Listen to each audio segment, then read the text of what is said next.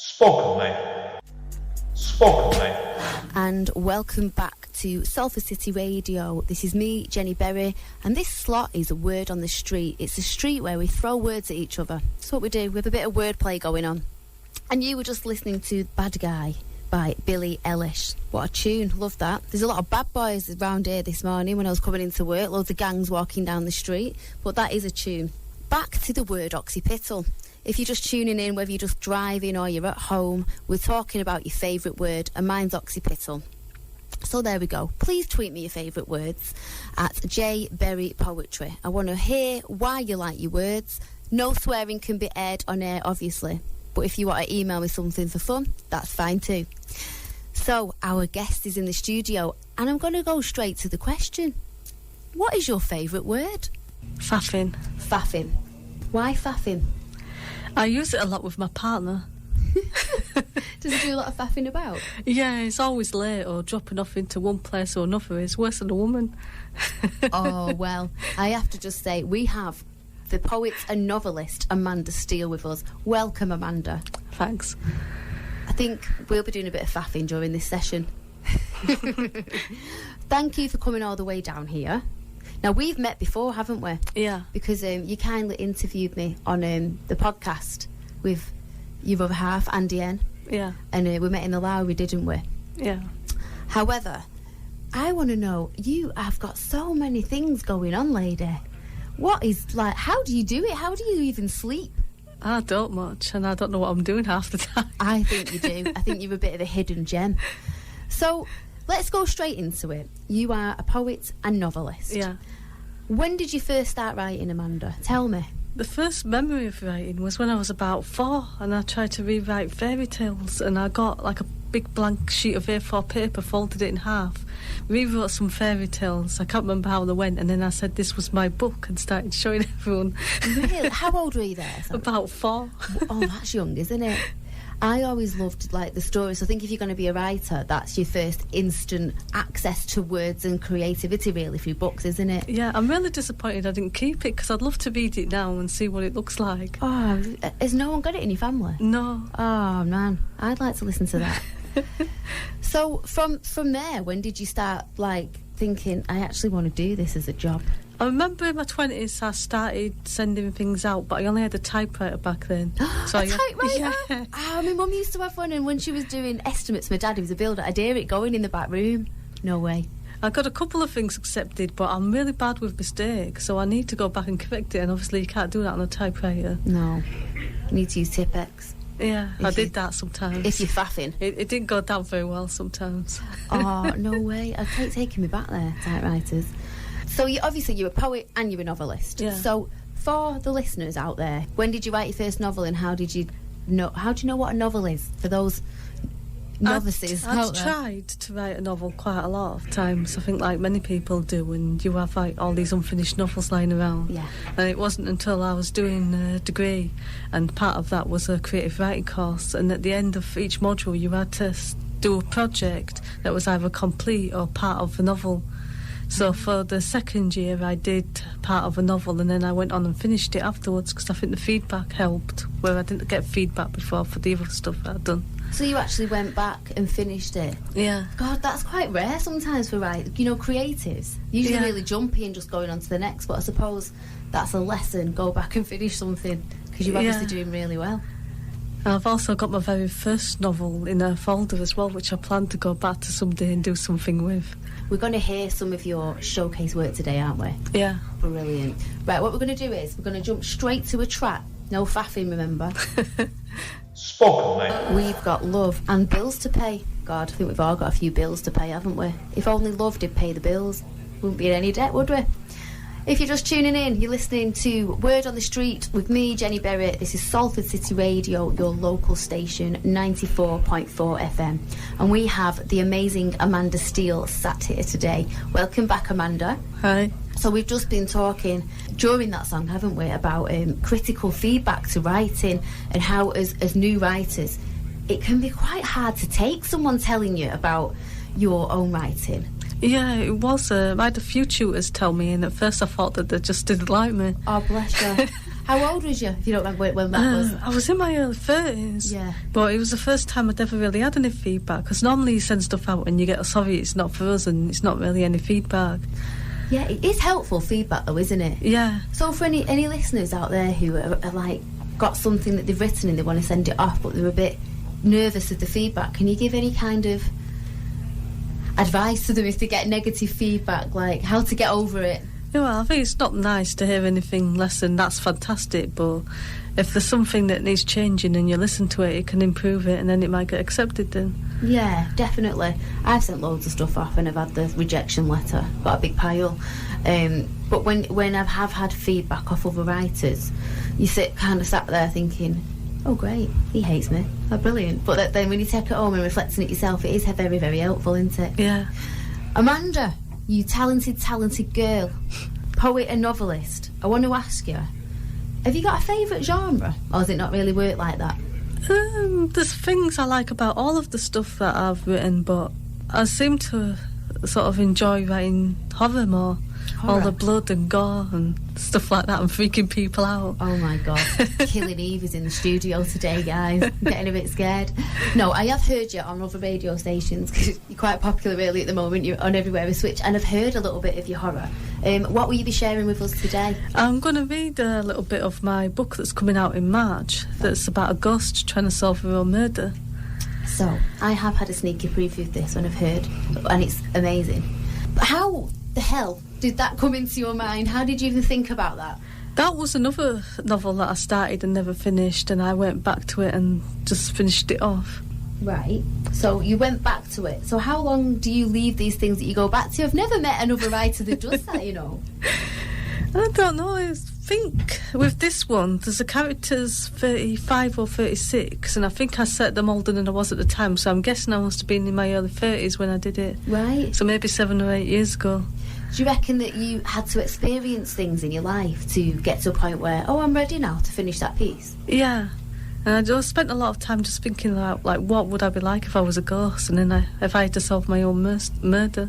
Oh my god, I'd love to just, like, get into your brain and, like, do a tap dance on all your thoughts, because I love the way you think. Yeah, it might be scary, you know. No, you're too lovely. I tell you what, I'm going to nick to a tune then. I want to hear a bit more about that. Spoken, mate. Guys, it is over, and that was Katy Perry, Never Really Over. I do love a bit of Katy Perry. I like her hairstyles, they're different every hour, aren't they? If you're just tuning in, you're tuning back into The Street. That's Word on the Street with me, Jenny Berry, and today's guest, Amanda Steele. We've just been talking a little bit about her novel that is due out. When is it due out again, Amanda? 2nd of March. 2nd of March.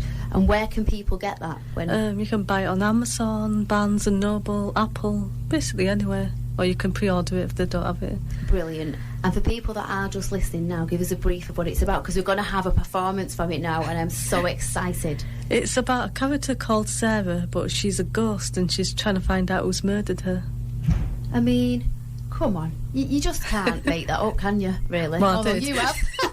There was no faff in there, was there? Take it away, Amanda. Okay, so this is from the prologue. He lurked in the shadows, waiting and hoping she wouldn't take a different route. This was her usual route. He knew that. He knew her. Obscured by the 2 looming buildings he stood between, he pleaded with whatever higher power there was for tonight to be no different. Maybe she would get a call from a friend and decide to go in a different direction. A shift finished 5 minutes earlier. The lurker mentally traced her steps to this point. 2 minutes at her pace, unless she worked overtime or someone gave her a lift. They rarely did, though. He took a deep breath. Don't mess this up, he thought, unsure whether the words were to himself or to her. By changing her plans and deciding not to walk in his direction, despite spending the last 2 weeks passing the spot he now waited at, it would be just like her to mess up his planning, just like all of them. Then came the clicking of her heels and the smell of perfume confirming it was her, the scent of apple, which prompted him to lick his lips. Or perhaps it was the anticipation of what he was about to do. None of the food she ever gave him made him feel this way. Patience, he told himself as his feet seemed to develop a mind of their own, tugging at his legs in an attempt to cut her off. 1 second, his legs readied themselves. Now, he sprang out of his hiding place, darting after her until she turned around. He toyed with her for a while, allowing her to think she might have a chance of escape. The real fear showed in her eyes when he grabbed her arms, pinning them to her sides. He smiled when he saw her long red hair. It almost looked like a flame underneath the street lamp. He was about to extinguish that fire. She recognised the familiar face. Her body went rigid as he reached into his jacket and pulled out the knife, reminding him of the time he had to pretend to be a plank in the school play. She would have made a good plank, but that wouldn't be her role tonight. He had gone over the plan in his mind. The victim struggled, unsuccessfully of course, but it was fun. His mind was already skipping to the outcome. "What are you?" she began, bringing him back to reality, which wasn't playing out like he imagined it would. Something needed to be done to get things back on track. This was a moment to savour, not rush. He kept his hands on her arms and tilted his head to kiss her lips. Her breath was minty. The source of mint flavour, her chewing gum, was still in her mouth. He rolled it onto his tongue, then removed his hand from her right arm so he could take the gum and pocket it. He wanted a souvenir. That would be better than nothing. She screamed, forcing him to clamp her mouth shut with his hand. Even the pain of teeth mauling at his hand wasn't enough to deter him. The struggle had begun. Spoken, mate. And that was Pink with Pretend. I don't think Pink pretends anything. She's a proper real girl, isn't she? She's awesome, very authentic. I love the way she just says it how it is, and I also love her lyrics. If you're just tuning in, why are you only just tuning in? Go online and listen back from the beginning.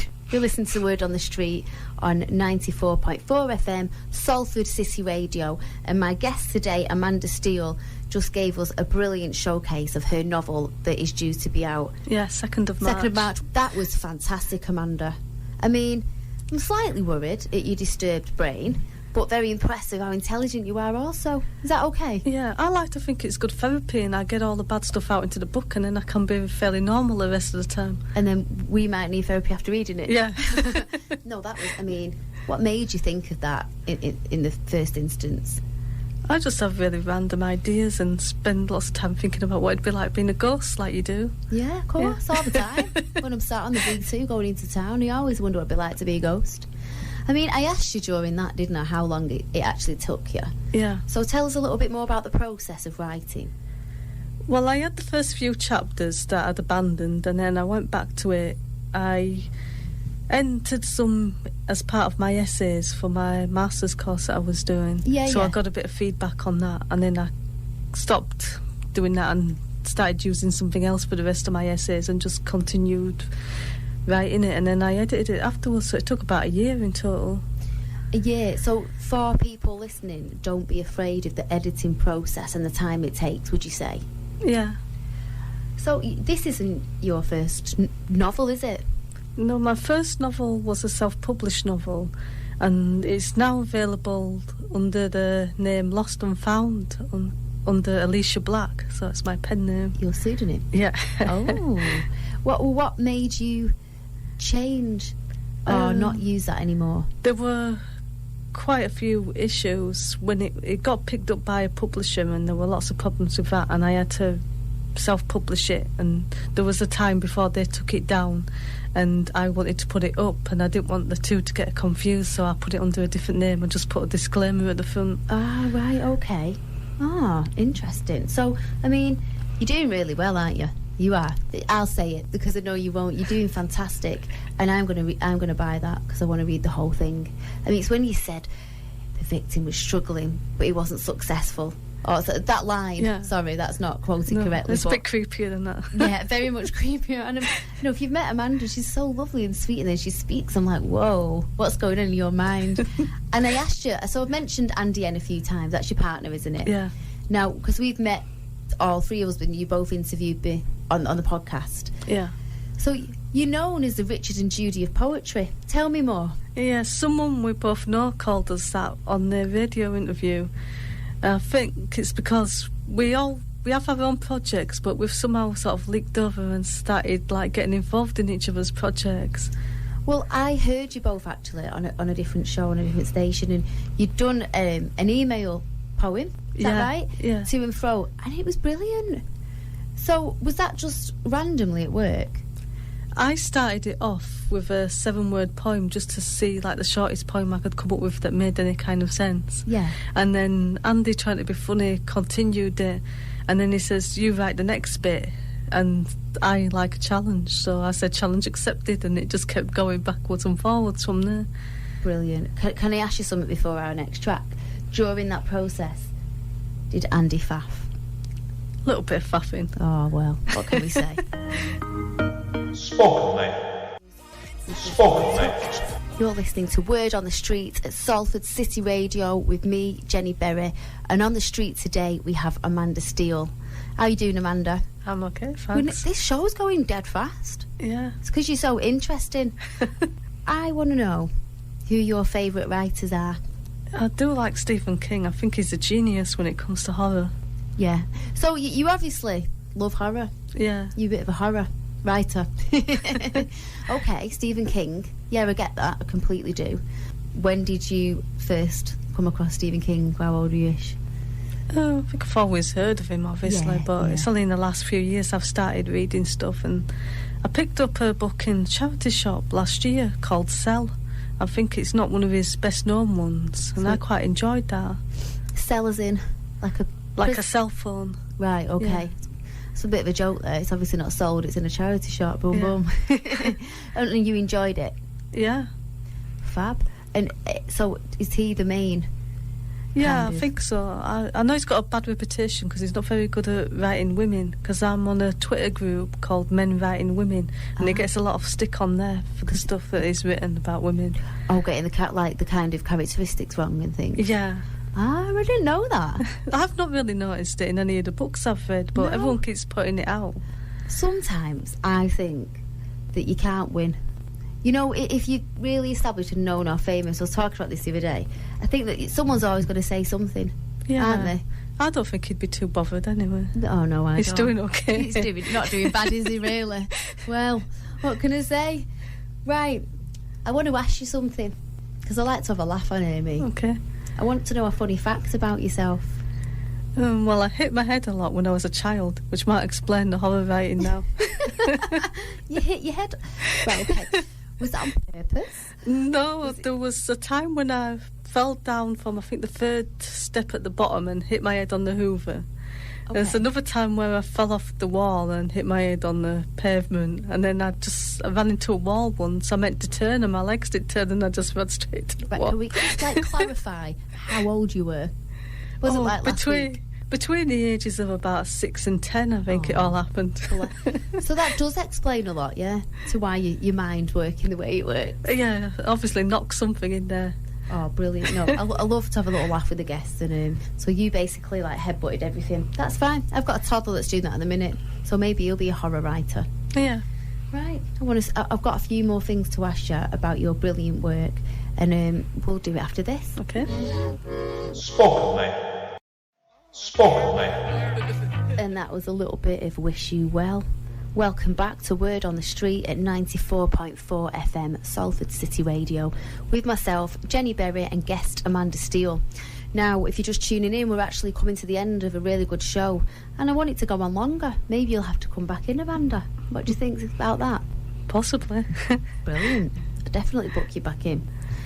So, recently, because I've been behind with my work, at Christmas, when we met just before Christmas, didn't we, in the Lowry? Yeah. What's your podcast called again? Spoken Label. It's mainly Andy's podcast more than mine. Right, yeah, but you're on it quite a lot, aren't you? And the day Andy interviewed me, you were on it too. Yeah. I get mixed up because you're the Richard and Judy poetry. Well, you emailed me 12 deaths of Father Christmas, and it was hilarious, absolutely hilarious. So can you just quickly tell the listeners a little bit about that, and how did you get that idea?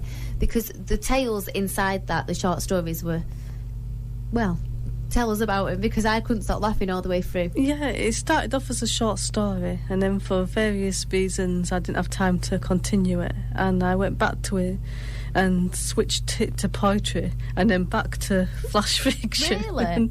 Because I felt that suited it better, and I decided I was going to go with instead of the 12 days of Christmas, I was going to go with the 12 deaths of Father Christmas.